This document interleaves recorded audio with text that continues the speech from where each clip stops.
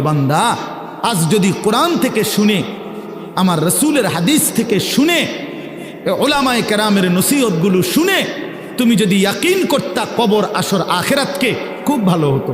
কারণ এখন বিশ্বাস করতে পারলে তুমি আমল করতে পারতা। নয়তো বান্দা লাতারাবুন্নাল জাহিম, একদিন হাসরের ময়দানে এই দুই চোখে সরাসরি জাহান্নামকে দেখবা, চোখে দেখবা। ইয়াউমাইদিন ইয়াতাযাক্কারুল ইনসান, আল্লাহ বলে সেদিন কিন্তু তোমার দুনিয়ার সমস্ত নাফরমানির কথা মনে পড়বে বান্দা জাহান্নামকে দেখে। কিন্তু ওয়া আন্না লাহুদ যিকরা, আল্লাহ বলে বলো না বান্দা সেদিন কি লাভ হবে? চুরি ডাকাতি, জিনা ব্যভিচার, মদ জুয়া, সুদ ঘুষ, অন্যায় অনিয়ম, দুর্নীতি, ছিনতাই, রাহাজানি, হারাম রোজগার, বাটপারি, সিটারি, এই অসভ্যতা, নোংরামি, যুবক সারা রাতের উলঙ্গ ছবি দেখা, নারী দেখা, অশ্লীল দৃশ্য দেখা, মোবাইলের নর্তকী দেখা। আহা বন্ধু, বন্ধুর আড্ডা দিতে দিতে 14,000 15,000 টাকার একটা মাত্র মোবাইল টিপতে টিপতে কয়টা বন্ধুদের আড্ডা দিতে দিতে এক ওয়াক্ত নামাজ পড়তে পারলা না। একটা অটো ড্রাইভার সামান্য একটা অটো চালাইতে গিয়া এক ওয়াক্ত নামাজ পড়তে পারলা না বাপ। একটা সিএনজি ড্রাইভার, তুমি মাত্র একটা সিএনজি চালাইয়া 500-700 টাকা সর্বোচ্চ কামাই করলা। এই 500 টাকার জন্য আল্লাহকে ছেড়ে দিলা, 300 টাকার জন্য আল্লাহকে ছেড়ে দিলা। আহা মুসলমান, বড় অল্প দামে নিজেকে বিক্রি করে দিলা, বড় কম পয়সায় নিজেরে বেচা দিলা। মুসলমান, এত কম দামে বেচা দেওয়ার কথা না। একজন চা দোকানদার সারাদিনে কত কামাই করে? 30,000 টাকা। কথা বলে না কেন?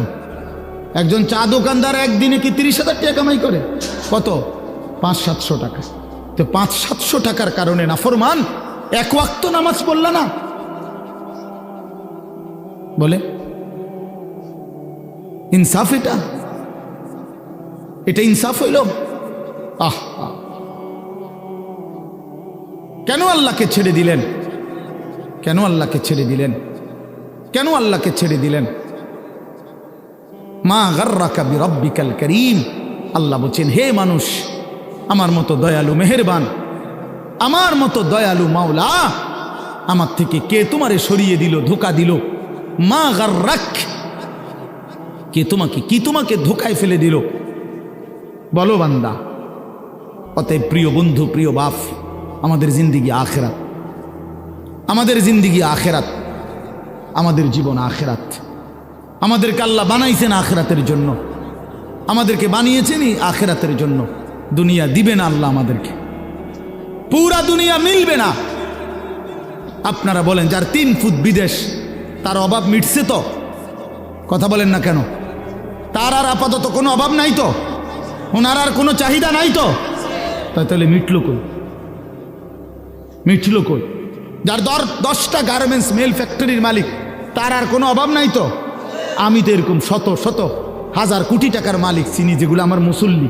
আমি তো ঢাকা জুমা পড়াই। কোটি কোটি টাকার মালিকের রাত গভীরের বেদনা আর যন্ত্রণা, একাকিত্বের যন্ত্রণা আমরা তো জানি। আমগো কাছে তো দোয়া চায়, বলে হাজার কোটি টাকার মালিকের কষ্টের কাহিনী শুনলে নিজের কাছেও মনে চায় যে বেড়ার লেগে কদ্দুর কান্দি। হ্যাঁ, স্বার্থপর এই দুনিয়া, আল্লাহর নাফরমানি করে। প্রিয় বন্ধু, বাপ, যুবক তোমাকেও বলি, বয়স্ক বাবা আপনাদেরকেও বলি, দুনিয়া এই অসভ্যতা, নোংরামি আর হারাম, আল্লাহর নাফরমানি কাউকে সুখ দেয় না। কোনো সুদখোর পৃথিবীতে সম্মানিত হয় না, কোনো ঘুষখোর পৃথিবীতে সম্মানিত হয় না, কোনো জুলুমবাজ পৃথিবীতে সম্মানিত হয় না, কোনো মদখোর, নেশাখোর, গাঁজাখোর, ফুট্টাখোর, বাবাখোর, ডাইলখোর, ইয়াবাখোর, হারামখোর পৃথিবীতে দামি হয় না বেটা। কোনো দুশ্চরিত্র বেপর্দা নারীকে পৃথিবীবাসী সম্মান করে না, উপভোগের পণ্য মনে করে, উপভোগের পণ্য, রাস্তার সামগ্রী মনে করে। এই জন্য হারামখোর সম্মান পায় না। বিল্ডিং তো করছে, কিন্তু মানুষে আইটা যাইতে আইতে আর থো সুদের টিয়া, দূর বাদ দে বেটা, বাটপারের হদ্দার। সিটারের বাপ, তো লাভ হইল কি বেটা? তোর টাকা তো খাইয়া পড়লো, তোর টাকার ইজ্জত কই বেটা? তোর টাকার সম্মান কই বেটা? লোকে তো বলে লম্পট, লোকে তো বলে চরিত্রহীন, লোকে তো বলে সিটার বাটফার। এর চাইতে বড় লানত আর কি হইতে পারে ভাই বলেন? এর চাইতে বড় অপমান কি হইতে পারে? তোমার তো পরিচয় বদলে গেছে। তুমি ছিলা তো মুসলমান, তুমি তো ছিলা মোমেন, তোমার আল্লাহ বাটফারের ঘরে পাঠায় নাই, ইমানদারের ঘরে পাঠাইছিল। কিন্তু আজ তো নিজের আইডেন্টিফাই বদলে দিল।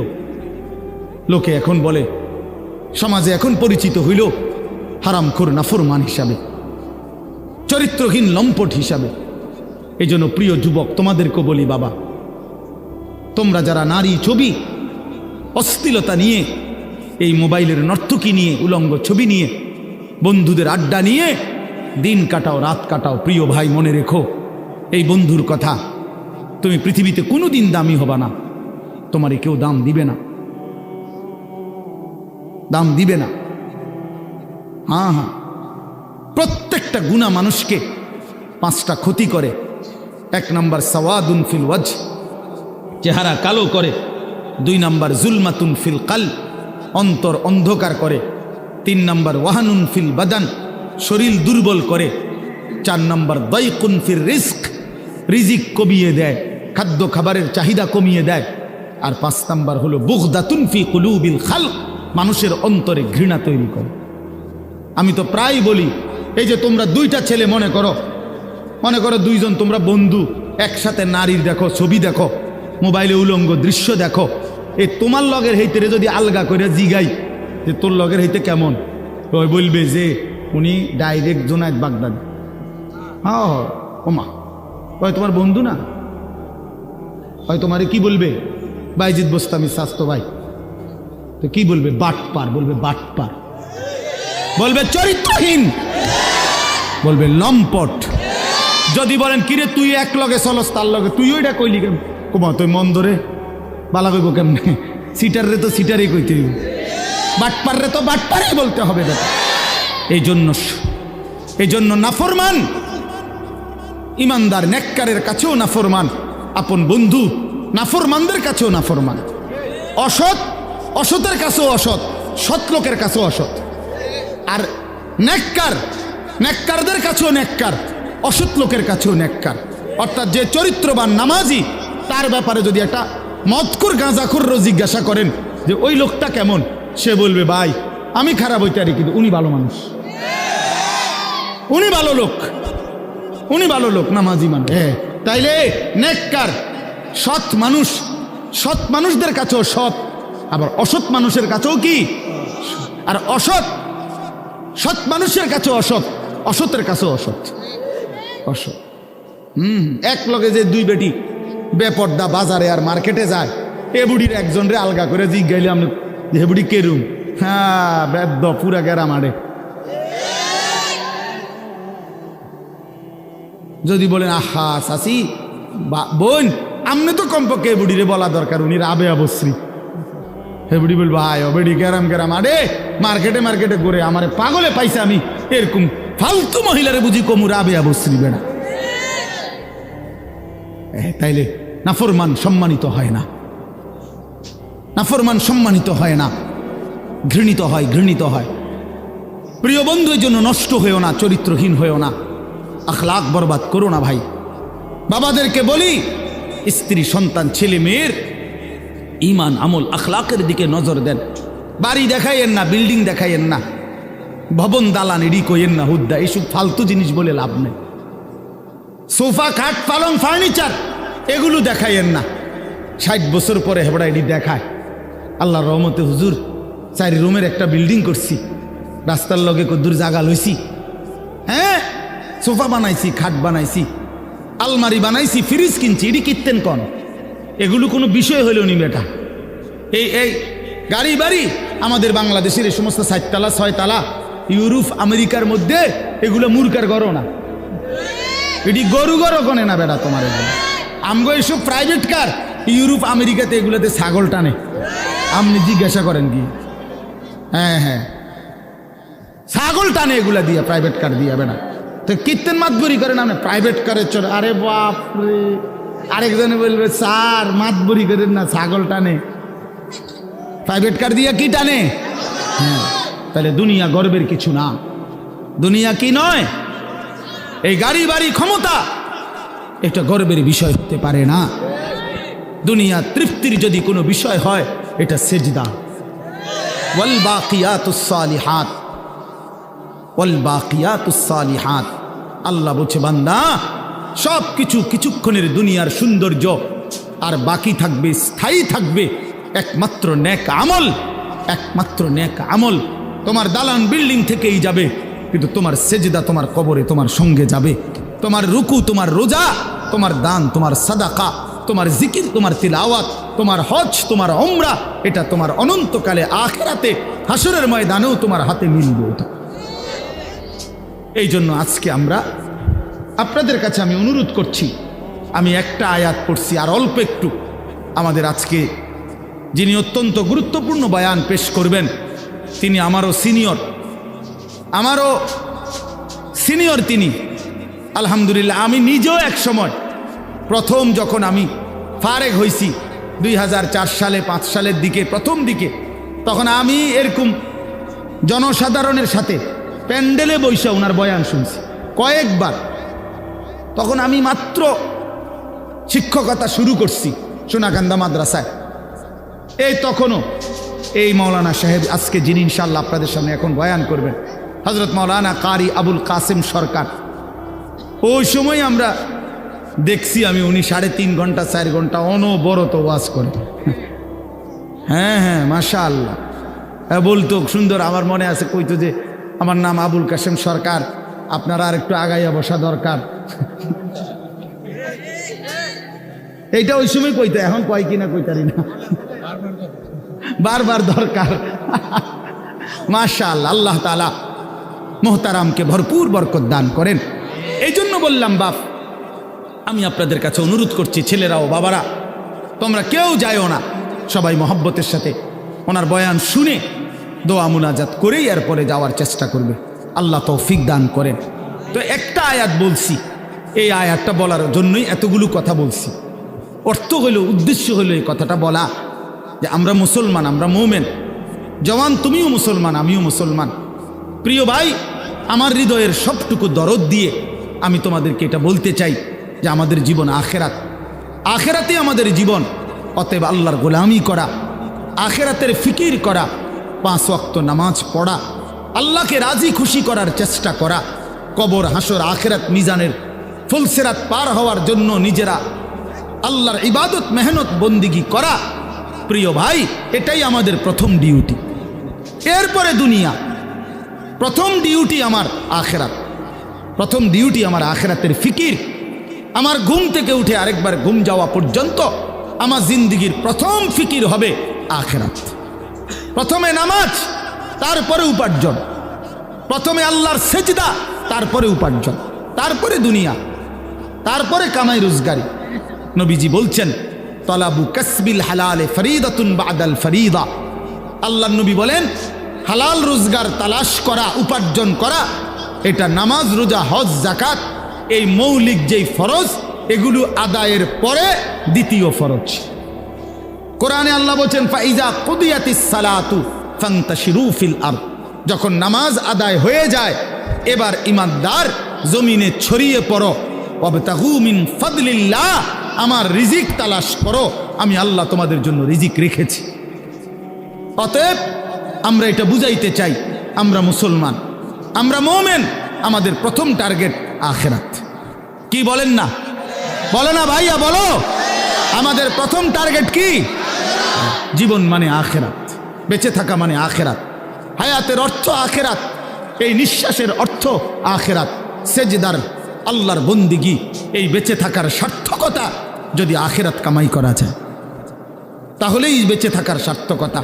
নাই তো এই শুধু বেঁচে থাকা, খাইয়া পইরা, পেশাব পায়খানা আর যৌন চাহিদা নিবারণ, আর এই ঘুম, এটা জন্তু জানোয়ারের জীবন। এই রাস্তার কুকুরও খায়, ঘুমায়, পেশাব পায়খানা করে, যৌন চাহিদা পূরণ করে। এজন্য কুকুর বিড়ালেরও বাচ্চা কাচ্চা হয়।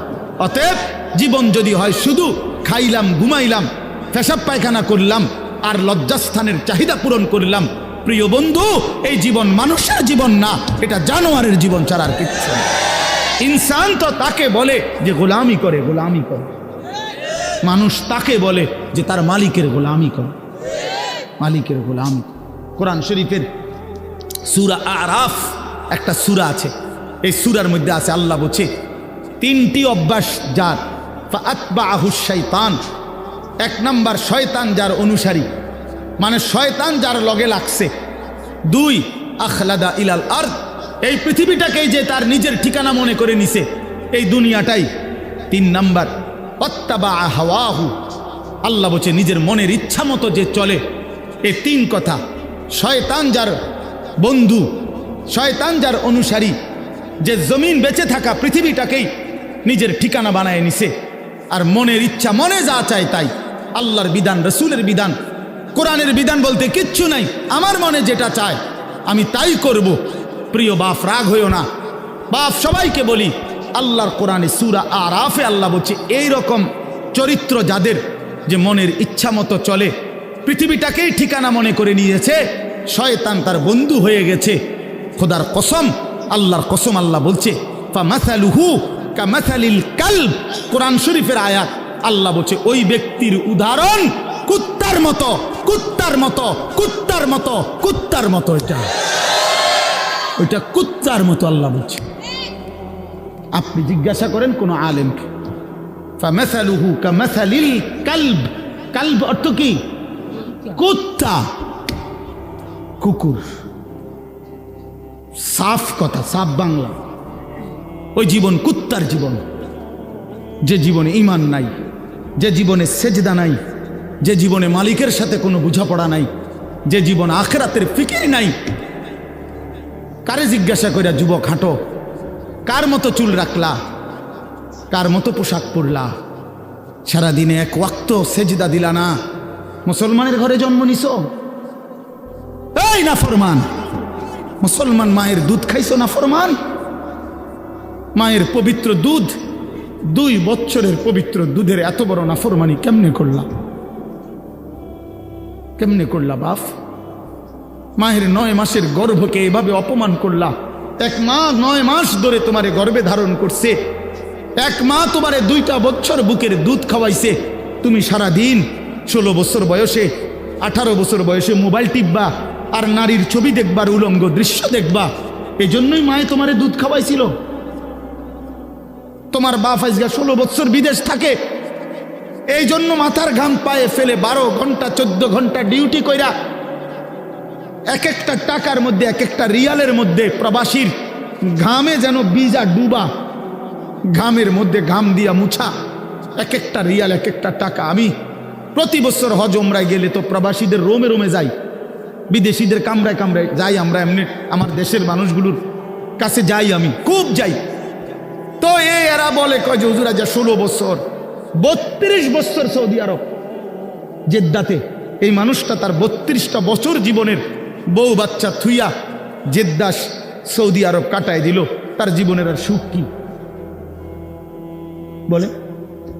এই বেচারার জীবনের আর সুখটা কোথায়? এই মানুষগুলোর জন্য সে তার জীবনটা শেষ করে দিল। বিনিময়ে আইসা যদি দেখে স্ত্রীও বেপর্দা, মেয়েও বেপর্দা, ছেলেটাও নামাজ পড়ে না, আল্লাহ চেনে না, নামাজ চেনে না, রাত দিন মোবাইল, নারী, ছবি, নাটক, সিনেমা, বেপর্দা জিন্দিগি, বাজারে বাজারে ঘুরা। আহা বন্ধু, তাহলে এই বেচারার এই 16 বছরের 32 বছরের মেহনত এই মাকসাদ বাপ? তোমার বাপের এত বড় কষ্ট দিও না বাপ, মায়ের দুধের এত বড় বেইজ্জতি কইরো না, মায়ের গর্ভের এ পরিমাণ বেইজ্জতি। আমি একটা ঘটনা শুধু বলি। নবীজির একজন সাহাবী ছিলেন হাবিব ইবনে জায়েদ, আল্লাহর নবীর একজন সাহাবী হাবিব উনার নাম। উনি 16 বছর বয়সে কাফেররা উনারে আটকায় ফেলছিল। আটকানোর পরে এই সাহাবীকে কাফেররা শহীদ করছিল, হত্যা করছিল। কিন্তু হত্যাটা করছে বড় নির্মমভাবে। ওনার প্রথমে ডান হাত কাইটা ফেলছে, এরপরে বাম হাত কাটছে, ডান পাও কাটছে, বাম পাও কাটছে, জিব্বাটাই না কাইটা ফেলছে, সারাটা শরীর আমরা উর্দু কিতাবে পড়ছি, ওনারে কাইটা কাইটা টুকরা টুকরা কইরা পিস পিস বানায় ফেলছে, কিন্তু শেষ নিঃশ্বাস